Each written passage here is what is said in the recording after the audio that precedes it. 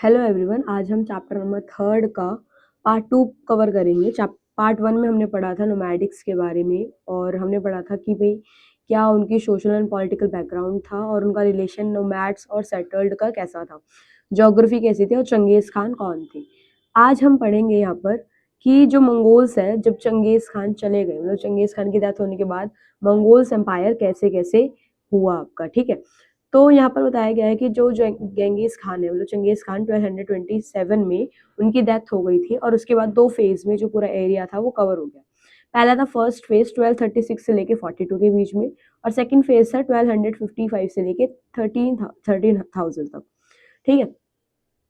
अब जो first phase था उसमें ज़्यादा फोकस उन्होंने करा था यूरोप के ऊपर। यहाँ पर इन्होंने मेनली जो रशियन स्टेपीज है उसके कंट्रोल कर लिया इन्होंने, ठीक है। और इन्होंने बुल्गार की पोलैंड हंगरी इसके ऊपर कंट्रोल करके जीत गए ये। और इन्होंने जो वेस्टर्न यूरोप है इनको इनकी रिच में आ गया, ठीक है। तो जैसे कि रोमन एम्पायर है और यहाँ अगर यूरोप है तो इन्होंने फोकस किया किसके ऊपर, यूरोप के ऊपर, ठीक है। सेकेंड फेज इन्होंने क्या करा, अपना जो एरिया था वो कहाँ कवर करना स्टार्ट कर दिया, एशिया की तरफ। अगर मान लो ये यूरोप है, यहाँ यूरोप वो है आपका यूरोप और इधर क्या था यहाँ पर एशिया। तो अब ये कहाँ मूव हो रहे हैं, एशिया की तरफ। यहाँ पर का मेन फोकस किसके ऊपर हो गया, चाइना के ऊपर हो गया। इन्होंने ईरान, इराक, सीरिया के ऊपर कंट्रोल करना स्टार्ट कर दिया। लेकिन धीरे धीरे इन्होंने क्या करा, जो वेस्ट से फोकस है अपना हटाना स्टार्ट कर दिया। मतलब यूरोप से इन्होंने अपना जो फोकस है वो धीरे धीरे खत्म करके कहाँ चले गए, ये चाइना के ऊपर कंट्रोल करना इनका ज्यादा मेन फोकस हो गया, ठीक है। अब क्वेश्चन ये आता है कि वेस्ट में स्लो डाउन क्यों हुआ 1260s के बीच में। तो रॉयल फैमिलीज आने लगी और बहुत ज़्यादा क्या होने लगी, पावर डिवाइड होना स्टार्ट हो गया। अब ये हो गया कि भाई कौन अगला रूलर बनेगा, ये सारी चीज़ें ज़्यादा होने लगी, ठीक है। और इस ये ज़्यादा फोकस होने लगा देन द फॉरेन कॉन्क्वेस्ट की, मतलब बाहर के ऊपर कंट्रोल करने ज़्यादा इनका मेन फोकस हो गया कि कौन लीडर बनेगा अगला, ठीक है। तो अब ये धीरे धीरे कहाँ जा रहे थे, उसकी तरफ फोर्स कर रहे थे। इनका सारा फोकस रोमन में जो मंगोल्स था उनका सारा फोकस कहाँ जा रहा था, आपका एशिया, मतलब चाइना में जा रहा था, ना कि यूरोप में। तो यूरोप से इनका फोकस क्या होने लगा, धीरे धीरे खत्म होना स्टार्ट हो गया। यहाँ पर भी आपका मंगोल है, मंगोल है, ठीक है।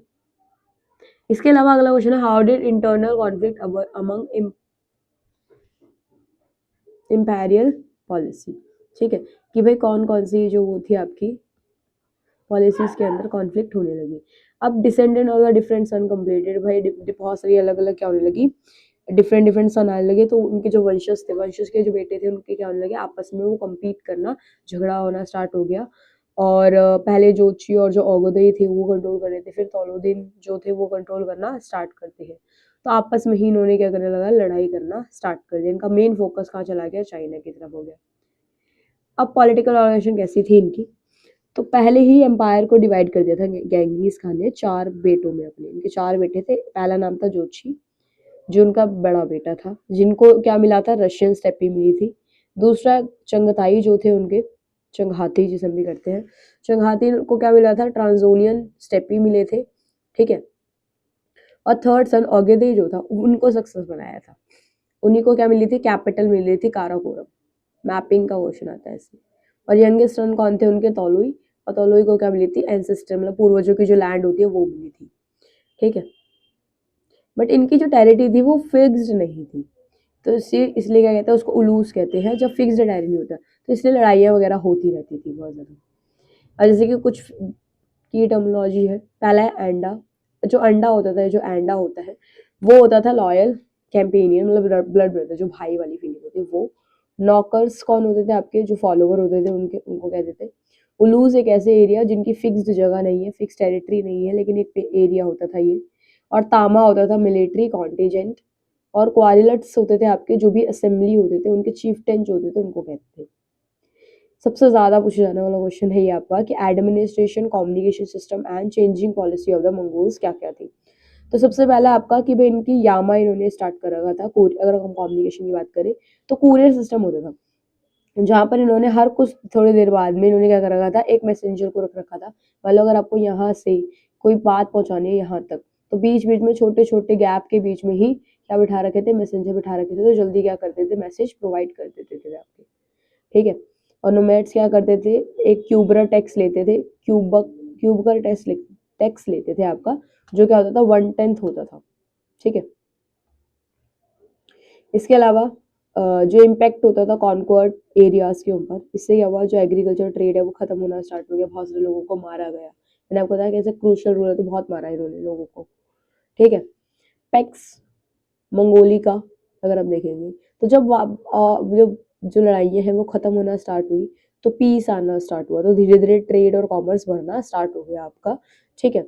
और ट्रेड जो है धीरे धीरे क्या होने लगा, एक्सपेंड होना स्टार्ट हो गया आपका। आगे बताया है यहाँ पर, ये भी बताया कि जो ट्रैवलर्स होते थे, अगर मान लो ट्रैवल करना है उनको तो उनको लेना पड़ता था पास, जैसे पैजा या गैराज भी कहते थे, ठीक है। अगला है आपका चेंजेस क्या हुए मंगोल एटीट्यूड में, कि धीरे धीरे जो मंगोल की पॉलिसी है वो खत्म होने लगी। पहले इनका मेन फोकस लीडर होता था, फिर धीरे धीरे इनका फोकस पैस्चर के ऊपर हो गया। पहले ये फार्म लैंड के ऊपर फोकस करते थे, फिर ये पैस्चर के ऊपर फोकस करना स्टार्ट हो गया इनका, ठीक है।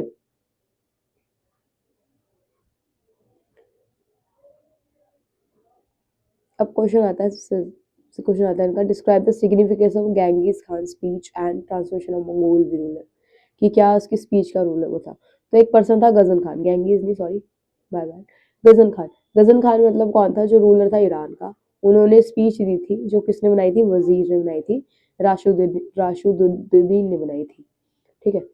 राशिदुद्दीन ने बनाई थी आपका, और ये बहुत इंपॉर्टेंट थी। इन्होंने ही बताया कि कैसे नोमैडिक प्लंडर से एक सेटल्ड एडमिशन इन्होंने स्टार्ट करा, ठीक है। आगे हम पढ़ेंगे सिविल एडमिनिस्ट्रेशन का क्या रोल होता था। तो जो मंगोल्स होते थे वो क्या करते थे, recruit administration from conquered area, कि भाई वो क्या करते थे, लोगों को एडमिनिस्ट्रेट बनाते थे उन जगहों से जहाँ पर जो रीजन्स थे वो कौन से थे आपके, ऐसे कब्जे करे हुए लोगों से, जगहों से, ठीक है। दूसरा है कि चाइनीज और पर्शियन ऑफिशियल्स को क्या करते थे बेटा, मैनेज करते थे, रेवेन्यू को मैनेज करते थे, जैसे कि यहाँ पर ये लिखी बताया गया है, इन्होंने भी एडवाइस करते थे। और ये जुवैनी फैमिली के जो लोग थे ये बहुत ज़्यादा इंपॉर्टेंट रोल प्ले करते थे आपका। आगे हम पढ़ेंगे कि जो मंगोल्स है वो धीरे धीरे सेटल्ड होना स्टार्ट हो गया उस रीजन में जहाँ पर इनका कंट्रोल इन्होंने किया था अपना, और जो पूरा एम्पायर था वो डिवाइड होना स्टार्ट हो गया। चाइना में, ईरान में, रशिया में और सेंट्रल एशिया में 4 पार्ट्स में डिवाइड हो गया आपका पूरा रोमन मंगोल एम्पायर। अगला है यासा के बारे में। आपको यासा में हमेशा केस स्टडी में ज़्यादा ये क्वेश्चन पूछा जाता है आपका, कि आपको केस स्टडी दे देंगे, वो फोटो दे देंगे आपकी बुक में जो यासा की दे रखी है, और उस फोटो से आपसे क्वेश्चन पूछेंगे। तो यासा क्या था, मंगोल लॉ कोड था, लॉ कोड था ये, जो गेंगिस खान ने स्टार्ट किया था। इसका ओरिजिनली नाम याशक था, जिसका मतलब होता है डिग्री या ऑर्डर, ठीक है। इसका मेन फोकस था कि भाई ये रूल्स रेगुलेशंस देते थे, तो पॉलिटिकल भी इनका काम होता था, और ये एक आइडेंटिटी प्रोवाइड करते थे, ठीक है। अगला है कि भाई changing image of Genghis Khan, कि गेंगिस खान की जो इमेज है वो धीरे धीरे क्या होने लगी, चेंज होने लगी, क्योंकि अब धीरे धीरे लोगों को समझ में आ जाएगा कि भाई ये कॉन्करर नहीं थे, बस सिर्फ कंट्रोल नहीं करते थे, ये लॉ गिवर थे, इन्होंने लॉ भी दिया था, क्योंकि उन्होंने ये लॉ दिया था ना यास्ता का, ठीक है। अब ये लास्ट क्वेश्चन है इस चैप्टर का, और ये बहुत इंपॉर्टेंट क्वेश्चन है कि how should Genghis Khan and the Mongol khan be situated in world history, कि हम क्यों पढ़ते हैं गेंगिस खान के बारे में। तो अगर हम देखेंगे, तो अगर गेंगिस खान के बारे में पढ़ेंगे तो 2 इमेज है गेंगिस खान की। तो स्टेटमेंट भी आ जाती है कि 2 साइड ऑफ अ कॉइन, कि एक ही सिक्के के 2 पहलू हैं। तो अगर हम देखें तो आज के टाइम में जो गेंगिस खान है उसको एक बहुत डिस्ट्रॉयर माना जाता था, जो कब्जा करता है ऐसे वाला टाइप का पर्सन, क्योंकि उसकी इमेज ही ऐसी, कि हमने सुना है गेंगिस खान तो बहुत ही क्रूशियल रूलर था, बहुत ज़्यादा लोगों को मार देता था और बहुत सारा रूल उसने किया था, ठीक है। लेकिन कुछ लोगों के लिए, जो मंगोल्स लोग थे, उनके लिए जो गेंगिस खान था वो क्या था, ग्रेटेस्ट लीडर था, बहुत अच्छा एक हीरो टाइप का रूलर था। क्यों, क्योंकि उसके कुछ पॉजिटिव कॉन्ट्रीब्यूशन भी है, ये पॉजिटिव पॉइंटर्स है। क्वेश्चन आएगा कि पॉजिटिव क्या थे, तो ये पॉइंटर्स लिख सकते हो, कि स्टैब्लिश करा था उसने वास्ट ट्रांसकॉन्टिनेंटल एम्पायर, इतना बड़ा एम्पायर इन्होंने बनाया था। दूसरा, इन्होंने ट्रेड रूट, जो सिल्क रूट था, इन्होंने ही सिक्योर किया था। तीसरा है कि भाई ईस्ट और वेस्ट से जो प्रमोट होता था कल्चर भी इन्होंने करवाया था। ट्रैवल एंड जो मार्को पोलो वगैरह वो भी यहाँ आए थे, लोग मंगोल्स आए थे। इसके अलावा इन्होंने बहुत सारे रिलीजियसली एथनिक ग्रुप को इंटीग्रेट किया। इसके अलावा इन्होंने जो अडॉप्ट की पॉलिसी वो किसके बेस पे करी, पॉलिटिकल नीड के बदले, ना कि रिलीजियसली, क्योंकि इस हमने आपको बताया ना कि मैरिट बेस पर ये क्या करते थे, लोगों को चुनते थे, ना कि बर्थ बेस पे। इसके अलावा आप डाल सकते हो यासा के बारे में, कि उन्होंने यासा एक लॉ कोड भी लेकर आए थे। इसके अलावा इनकी जो मिलिट्री, बहुत इंपॉर्टेंट क्वेश्चन आता है मिलिट्री वाला, कि मिलिट्री के बारे में पूछते तो मिलिट्री वाला क्वेश्चन पॉइंट डाल सकते हो आप, कि मिलिट्री को बांट रखा था इन्होंने और बहुत अच्छी ट्रेनिंग ये देते थे। आई होप आपको ये चैप्टर समझ में आया होगा। यहाँ पर इस चैप्टर का पार्ट 2 ये खत्म होता है और ये पूरा चैप्टर खत्म होता है। अगर आपको पहले के चैप्टर्स देखने हैं तो आप प्लेलिस्ट में जाकर देख सकते हो चैनल के, और अगर आपको पॉलिटिकल साइंस भी देखनी है तो भी आप प्लेलिस्ट में जाकर देख सकते हो। Thank you for watching.